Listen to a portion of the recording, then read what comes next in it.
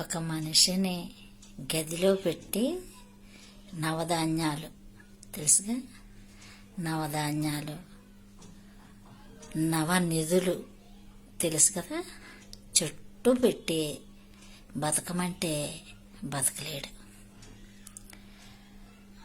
ఒక మనిషికి 100 రూపాయలు జేబులో ఉంటే చుట్టూ 10 మంది ఉంటే ధైర్యంగా బతికేస్తాడు.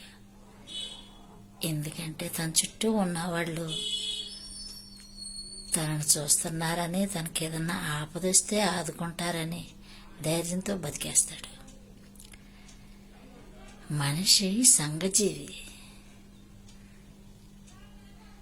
ఒక మనిషికి భయంకరమైన శిక్ష ఏంటంటే ఒంటరిగా బతకటం.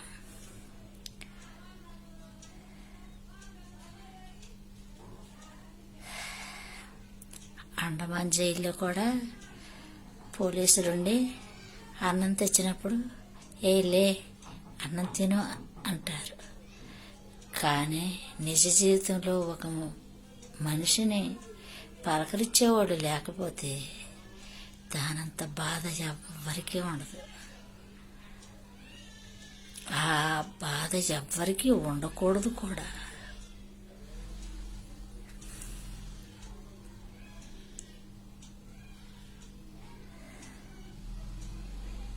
అర్థమైంది కదా?